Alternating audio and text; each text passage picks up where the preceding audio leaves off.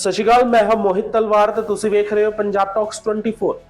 ਚੰਡੀਗੜ੍ਹ ਨਗਰ ਨਿਗਮ ਦੀ ਸਿਆਸਤ ਦੇ ਵਿੱਚ ਅੱਜ ਇੱਕ ਵੱਡਾ ਉਲਟਫੇਰ ਦੇਖਣ ਨੂੰ ਮਿਲਿਆ ਹੈ, ਜਿੱਥੇ ਭਾਰਤੀ ਜਨਤਾ ਪਾਰਟੀ ਨੇ ਵਿਰੋਧੀ ਧਿਰਾਂ ਨੂੰ ਪਛਾੜਦਿਆਂ ਮੇਅਰ ਸਮੇਤ 3 ਅਹਿਮ ਅਹੁਦਿਆਂ ਤੇ ਹੁੰਜਾ ਫੇਰ ਜਿੱਤ ਦਰਜ ਕੀਤੀ ਹੈ।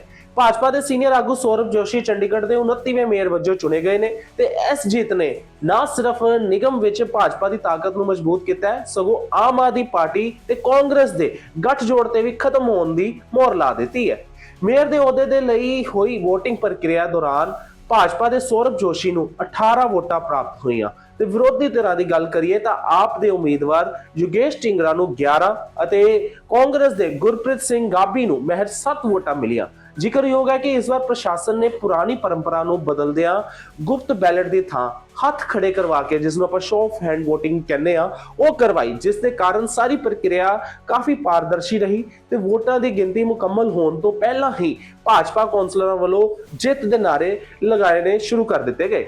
ਆਪਣੀ ਜਿੱਤ ਤੋਂ ਬਾਅਦ ਨਵੇਂ ਚੁਣੇ ਗਏ ਮੇਅਰ ਸੌਰਭ ਜੋਸ਼ੀ ਭਾਵੁਕ ਹੋ ਗਏ। ਸਦਨ ਦੇ ਵਿੱਚ ਮੈਂਬਰਾਂ ਨੂੰ ਸੰਬੋਧਨ ਕਰਦਿਆਂ ਉਹਨਾਂ ਨੇ ਆਪਣੇ ਸਵਰਗੀ ਪਿਤਾ ਨੂੰ ਯਾਦ ਕੀਤਾ ਤੇ ਕਿਹਾ ਕਿ ਮੇਰੇ ਪਿਤਾ ਜੀ ਨੇ ਮੈਨੂੰ ਹਮੇਸ਼ਾ ਇੱਕ ਗੱਲ ਕਹੀ ਸੀ ਕਿ ਜੇਕਰ ਨੀਅਤ ਸਾਫ਼ ਹੋਵੇ ਤਾਂ ਰਸਤਾ ਸੱਚਾਈ ਵਾਲਾ ਹੋਵੇ ਤੇ ਸਫਲਤਾ ਜ਼ਰੂਰ ਮਿਲਦੀ ਹੈ। ਤੇ ਮੈਂ ਅੱਜ ਆਪਣੀ ਇਸ ਜਿੱਤ ਨੂੰ ਆਪਣੇ ਵਾਰਡ ਦੇ ਬਜ਼ੁਰਗਾਂ ਅਤੇ ਨੌਜਵਾਨਾਂ ਨੂੰ ਸਮਰਪਿਤ ਕਰਦਾ ਹਾਂ, ਜਿਨ੍ਹਾਂ ਨੇ ਹਰ ਮੋੜ ਤੇ ਮੇਰਾ ਸਾਥ ਦਿੱਤਾ ਹੈ। ਭਾਜਪਾ ਦੀ ਇਹ ਜਿੱਤ ਸਿਰਫ ਮੇਅਰ ਦੇ ਅਹੁਦੇ ਤੱਕ ਸੀਮਿਤ ਹੀ ਨਹੀਂ ਰਹੀ। ਸੀਨੀਅਰ ਡਿਪਟੀ ਮੇਅਰ ਵੀ ਚੋਣ ਦੇ ਵਿੱਚ ਭਾਜਪਾ ਦੇ ਜਸਮਨਪ੍ਰੀਤ ਸਿੰਘ ਨੇ 18 ਵੋਟਾਂ ਹਾਸਲ ਕਰਕੇ ਜਿੱਤ ਹਾਸਲ ਕੀਤੀ ਹੈ।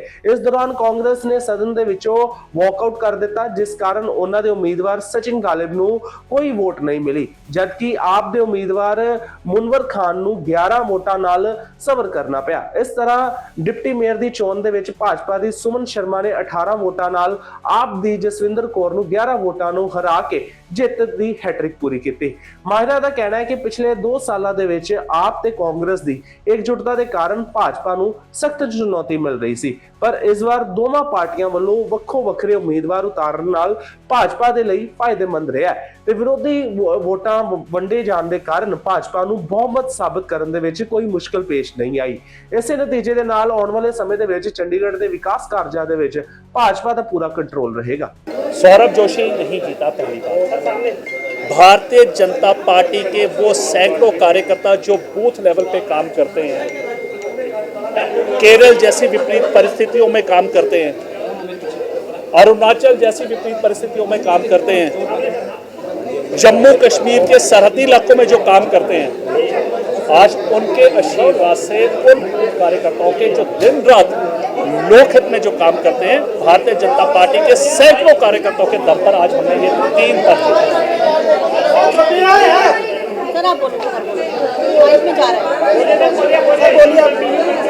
आप पूछिए क्या नई जिम्मेदारियां हैं, क्योंकि जिस तरह से हम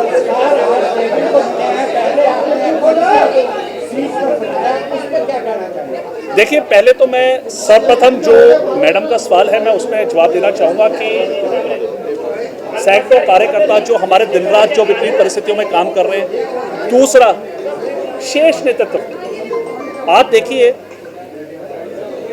भाई नरेंद्र भाई मोदी जी जिस प्रकार 14 वर्षों से निरंतर दिन रात अपने परिवार को भूलकर, अपनी माता के मृत्यु को भूलकर जनता की सेवा जो कर रहे थे, आज उसका फल चंडीगढ़ की जनता को मिल रहा है कि आज भारतीय जनता पार्टी 3 सीटें जीती। दूसरा, हमारे शेष नेतृत्व नितिन नबीन जैसे हमारे राष्ट्रीय अध्यक्ष जी को चुना गया, एक आम कार्यकर्ता से सीधे राष्ट्रीय अध्यक्ष चुना गया, और वैसे ही सौरभ जोशी को एक आम कार्यकर्ता को इस पद पर बिठाया गया। तो ये सिर्फ भाजपा में ही मुमकिन है, ये सिर्फ भारतीय जनता पार्टी कर सकती है, ये कोई और पार्टी नहीं कर सकती। अगर आप कह रहे हैं कि सौरभ जोशी का संघर्ष नहीं था, ये कार्यकर्ताओं का संघर्ष है, ये उस समय का संघर्ष है, ये 1925 से संघर्ष चला हुआ है, ये देश के आजादी से पहले संघर्ष चल रहा है। चाहे भारतीय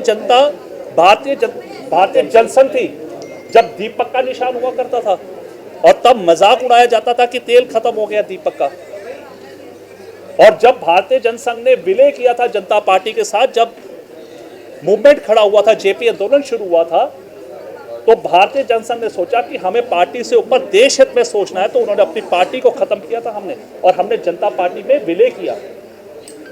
और विलय करने के बाद हमें लगा कि अब ये जनता पार्टी जिन मुद्दों में इकट्ठी हुई है वो देश हित में काम नहीं कर रही, तो उसके बाद हमने भारतीय जनता पार्टी का पुनर्निर्माण किया।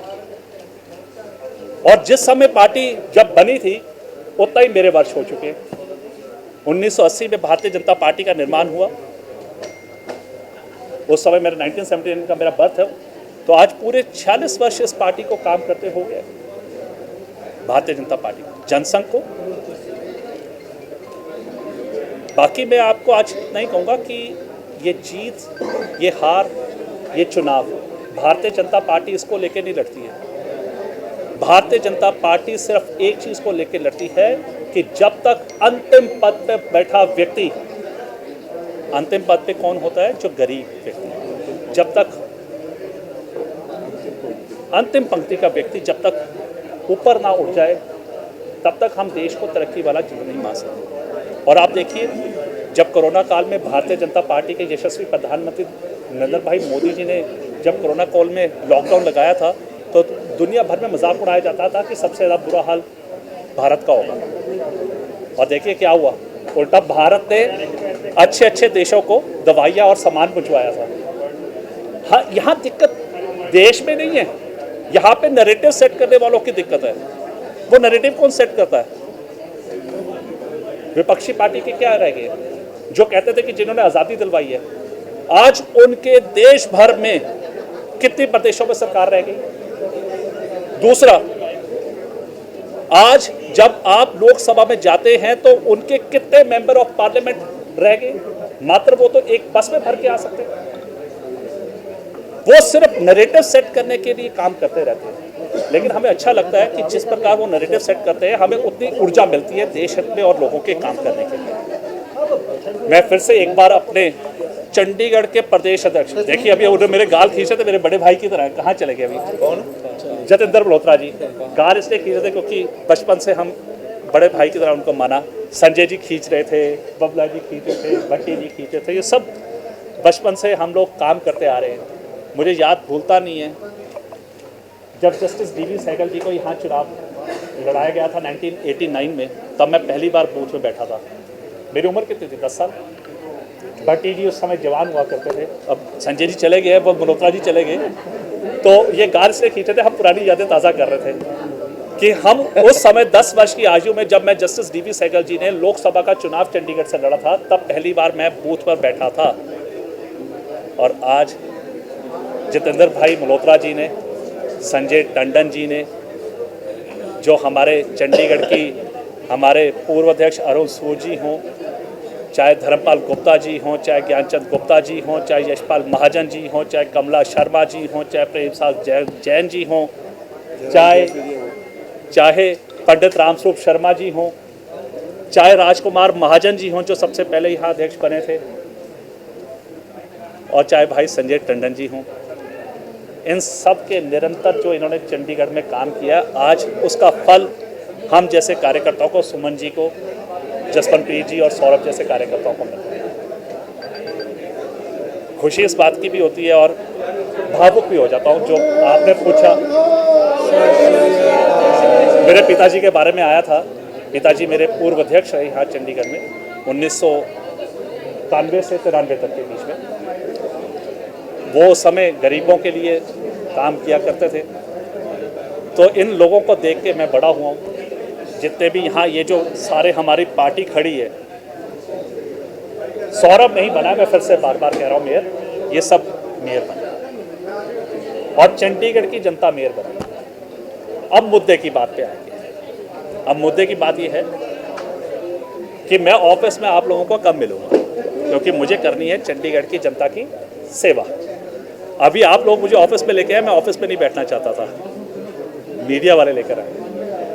तो मेरी आपसे एक अनुरोध है मीडिया बंधुओं से कि अब आपने भी हमारा सहयोग करना है, नैरेटिव के जाल में नहीं फंसना है। और प्लीज़ चंडीगढ़ को अब हम गाली देना बंद करें। आप एक बात तो मानते होंगे कि चंडीगढ़ जैसा शहर पूरे देश भर में कहीं नहीं है। आप खड़े पेड़ को बार बार अगर गाली देते हैं तो वो भी सड़ जाता है। तो अब चंडीगढ़ को हम नेगेटिव बातें ही बोलेंगे, अब चंडीगढ़ के बारे में हम पॉजिटिव बातें करेंगे। अब चंडीगढ़ की पॉजिटिव बातें क्या है कि चंडीगढ़ एकमात्र ऐसा शहर है जहां पे सबसे ज्यादा हरियाली है। चंडीगढ़ में साक्षरता 100% है।